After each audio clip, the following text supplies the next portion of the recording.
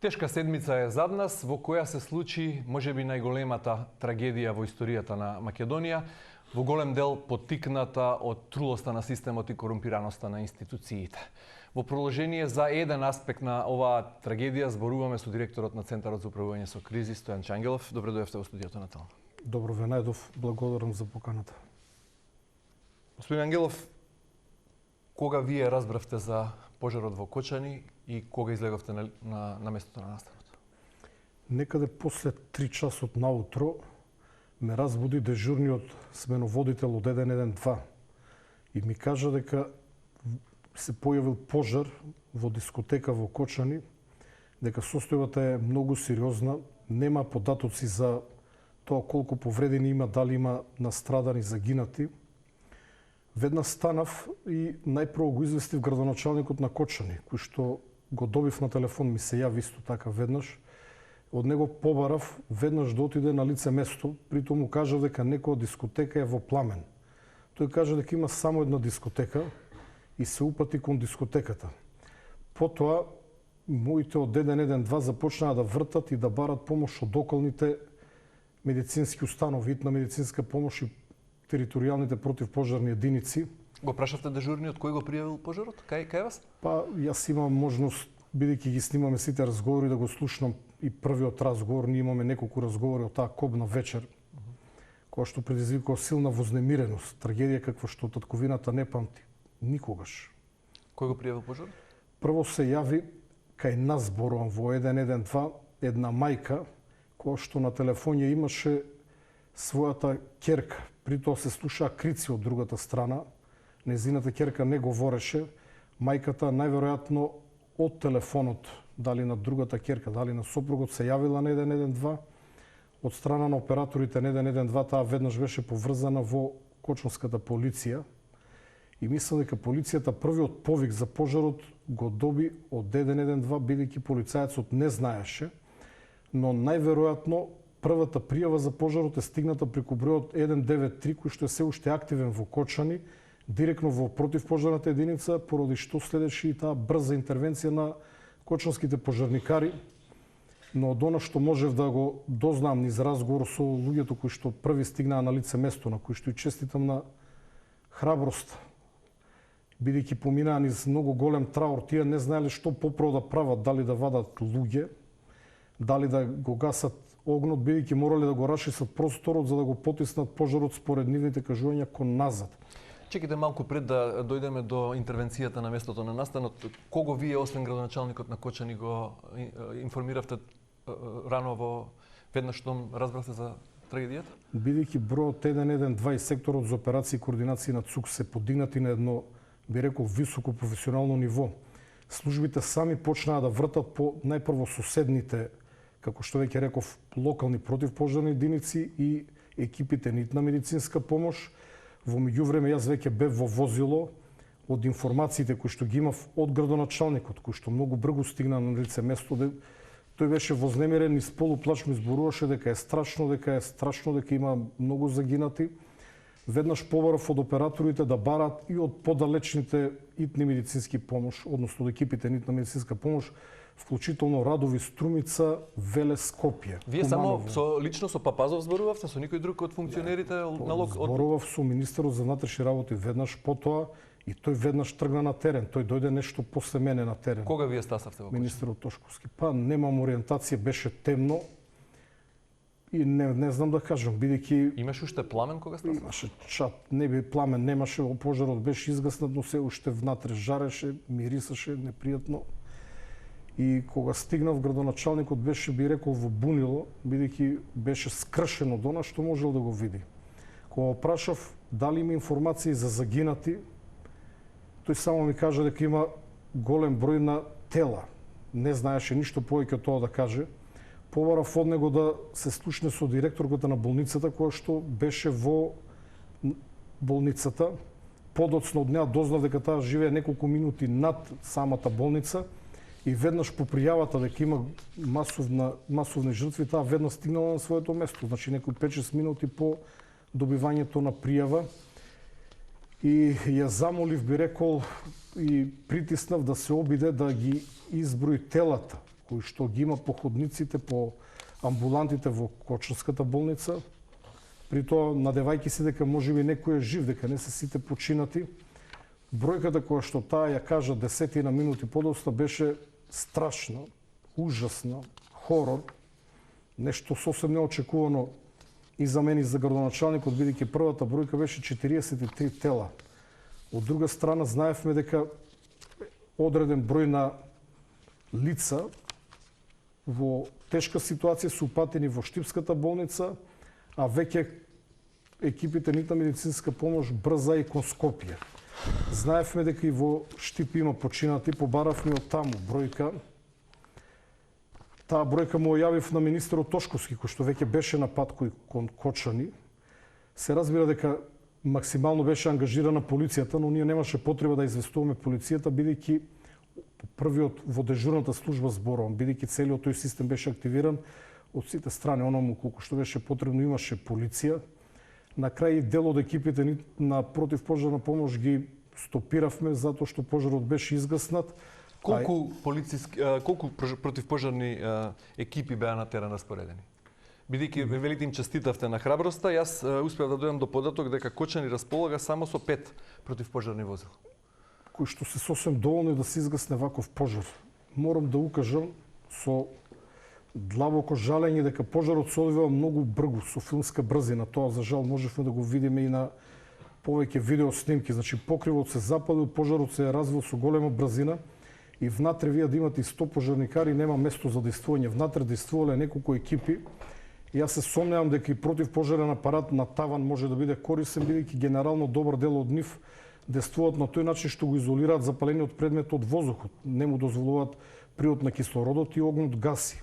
Не знам тоа, бидејќи не сум стручен во тој сегмент, колку имало ефект од ПП апаратот кој што бил користен, кој што дополнително направил чадење внатре. Дали е точен податокот дека противпожарната единица на Кочани располага со само 5 противпожарни возила?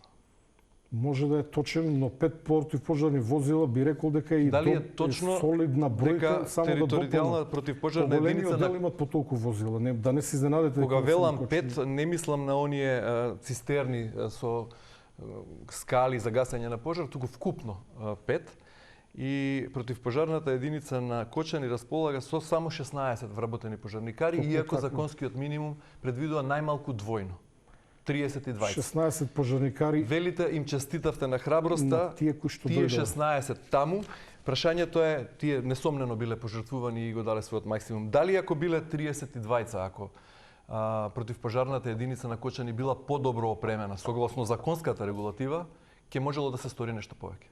Се сомневам. Како што веќе кажав, според изјавите на пожарникарите, тие имале проблеми да пристапат кон пожарот. Вратата била, како да кажам, со многу луѓе, затрупана со луѓе кои што во стампедо, во паника излегувале, имало многу тела паднати по земјата. Тие се обидувале да направат линија, бидејќи не можеле да газат преку тела за да гасат пожар, затоа што не се знае дали некој е повреден, дали некој е во безсознание, дали некој е починат.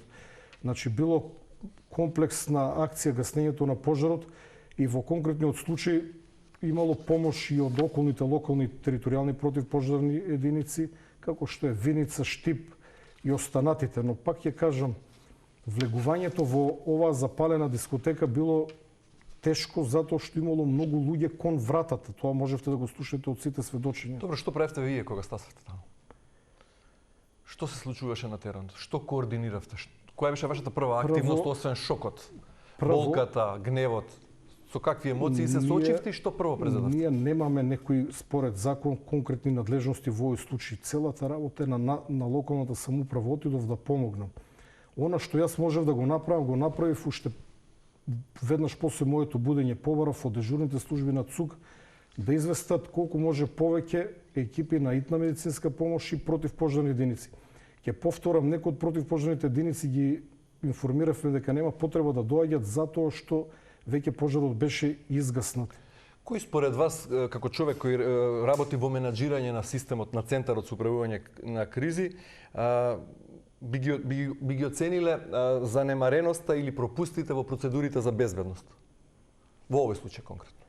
овие денови можевме да слушнеме повеќе стручни лица од оваа област кои што дадоа многу подобри толкувања од она што јас би го кажал. Се работи за системски пропусти, пред се она што и министерот Тошковски го кажа на своите први пресконференции околу условите кои што не ги исполнувала оваа дискотека на смрт. По ниеден критериум таа не требало да работи и добро тоа е познато. Дали вие како Центар е прашањето за управување со кризи вршите проценка на ризиците? Да, но не на дискотеки.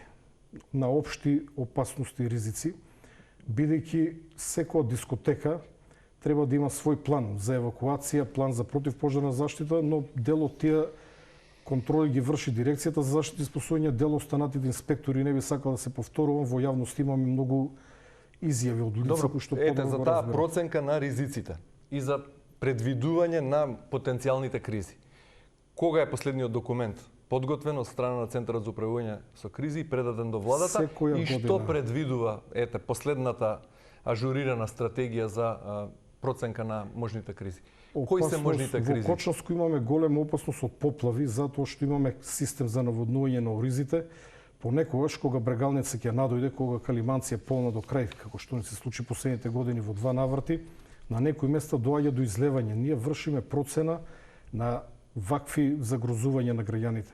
Дали некоја дискотека може да се запали, таква процена не. Кога е последниот официјален документ како проценка на ризиците? Од секоја година, повторувам, секоја година вршиме апдейт, односно секоја година Центарот за управување со кризи врши се истражува или се прави само копи-пейст на претходната? Па, мислам дека нема никаква промена во хидромрежата во Кочанско, така што информациите се слични или исти. Опасноста од земјотрес е иста како пред 5, како пред 10 или 20 години. Опасноста од пожари на отворен простор е исто таква. Колку мостови се критични во Македонија во моментов? Па мостовите воопшто не се наша обврска, но ние со тоа што јас го воспоставив проектот Пријавете опасност, навлеговме на тоа подрачје кој што во суштина е работа на други инспекции. Во овој момент имаме неколку мостови кои што не се во добра состојба, но за тоа ќе треба да ме викнете во едно посебно гостојање да дојдам подготвен со конкретните мостови. Но кога граѓаните пријавуваат опасност, дури и тогаш кога тоа не е наша работа, ние реагираме затоа што сметам дека некој треба тие информации да ги даде до надлежните институции. За информација, во саботата беше поправен мостот Гоце Делчев на Вардар, за кој што од Твитер видов дека има проблем со оградата. Господин Ангелов, ваша законска обврска како Центар за управување со кризи и вие како прв човек на оваа институција е да вршите проценка на ризици и опасности и тоа не само предизвикани од природни катастрофи. Така.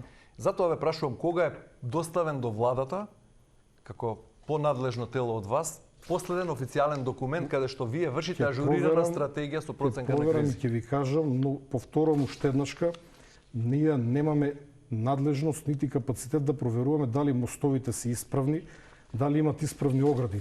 Затоа јас и сега ја користам можноста во вашата емисија да ги повикам сите граѓани, сигурно ова сум го кажал повеќе пати на вашата телевизија, во вашата емисија, во вестите, секој оној граѓани кој што ќе забележи било каков ризик или опасност кој што ги загрозува животите и здравјето на луѓето или нивниот имот, да ја пријават на бројот 112. Ние ја примаме пријавата и ја упатуваме до надлежните институции.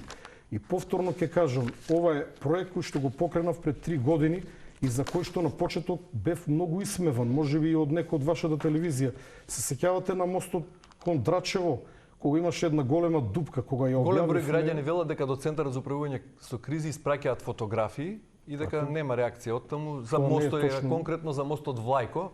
Има фотографии споделени на социјалните мрежи каде што се гледа дека е во опасност мостот и дека може да се коментира. Вие не сте стручно лице да кажете дека мостот е во опасност. Јас никогаш не се земам за слобода да кажам дека некој мост може да се сруши. Сте спомнале дека оној на Пчиња. Дали е нешто направено таму? Ево кога веќе спомнуваме конкретни мостови, вие сте рекле дека мостот на реката Пчиња по кој поминуваат и луѓе и возила е во опасност. Ќе одговорам и на тоа прашање.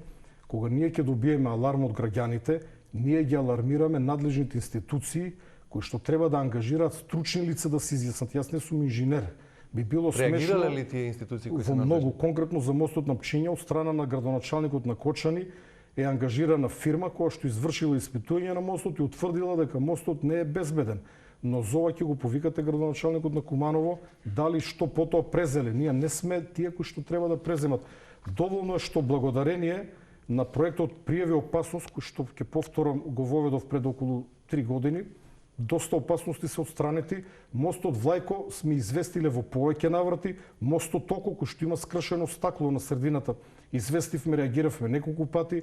Мостот кој што е кон Визбегово, исто така повеќе пати предупредивме, од него паѓаат коцки на коловозот. Па 10 пати си имам снимано таму, веќе мене ми е непријатно да се снимам. Господин Ангелов, ревизијата минатата година констатираше во извештајот за работата на Центарот за управување со кризи дека воспоставениот систем за управување со кризи и заштита од пожари не ги обезбедува сите потребни услови за ефикасно и ефективно управување со ризиците, како и справување со пожарите на отворен простор, поради што ова е цитат, е потребно да се преземат дополнителни мерки и активности на национално и локално ниво. Вие минатата година на 19 јуни бевте точно во ова студио, рековме доаѓа сезоната на пожари, дали е системот, во каква состојба е системот, беше моето прашање, вие рековте системот е во катастрофална состојба, тоа се ваши зборови, ве цитирам, но очекувам многу брзо, веќе за 10 дена ситуацијата да се поправи.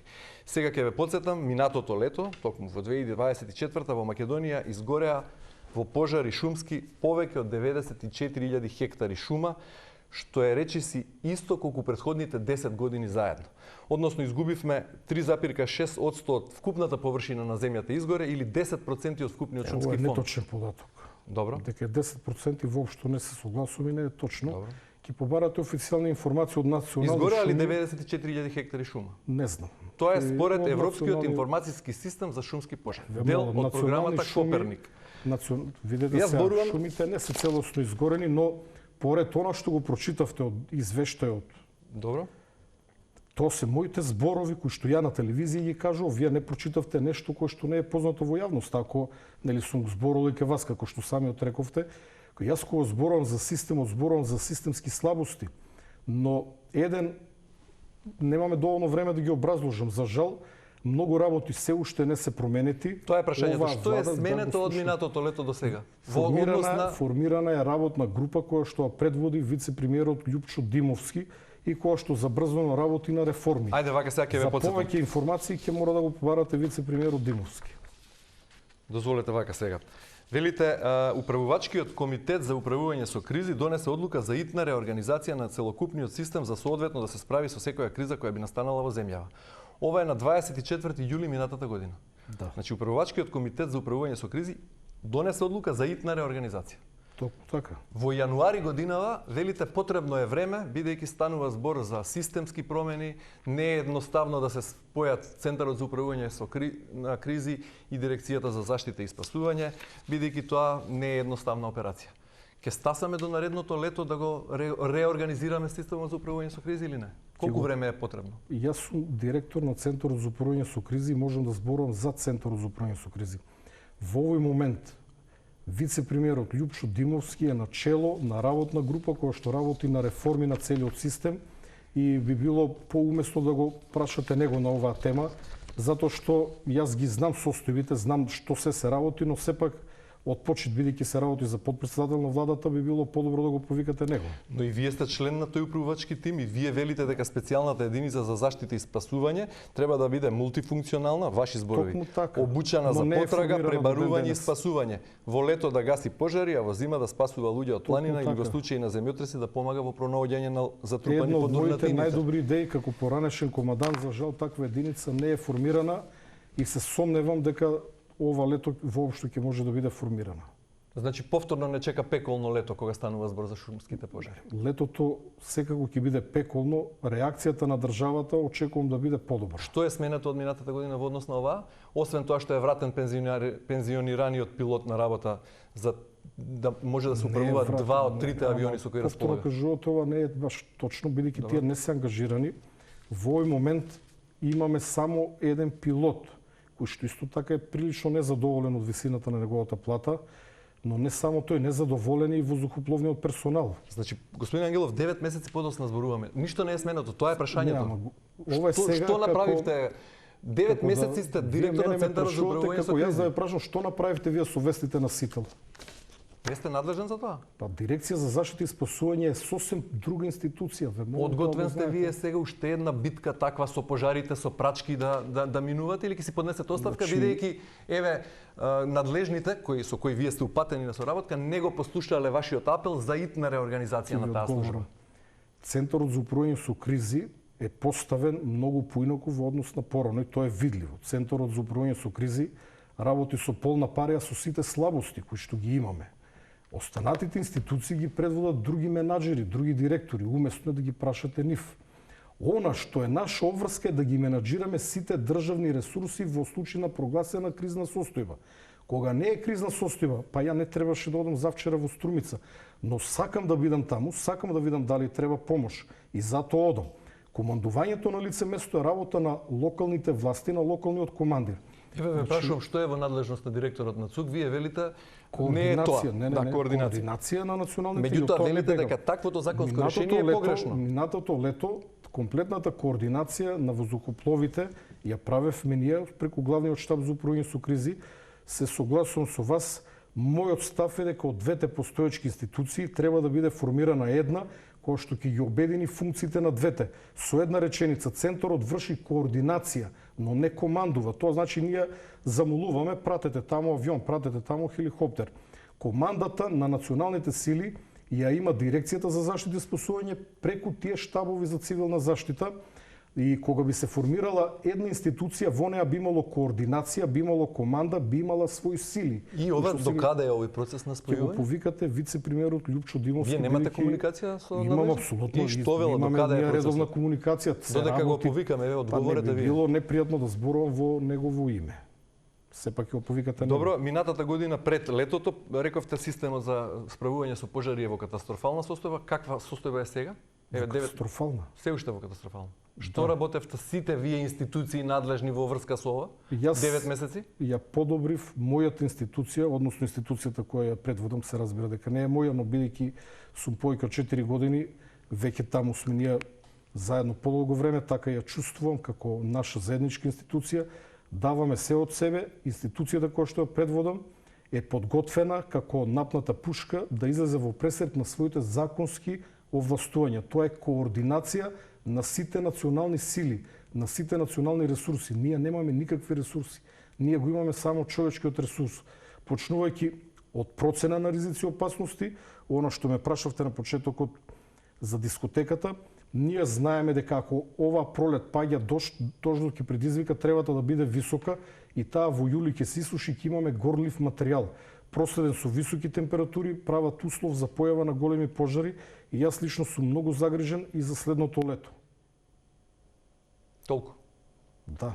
И ќе дадам се од себе за подобро. Во контекст на трагедијата во Кочани, слушнавме податок од владини институции, од сите потоа надлежни инспекторати, дека само за 2 дена се извршени десетици контроли на разни објекти, ноќни барови, дискотеки. Државниот пазарен инспекторат се пушти во акција.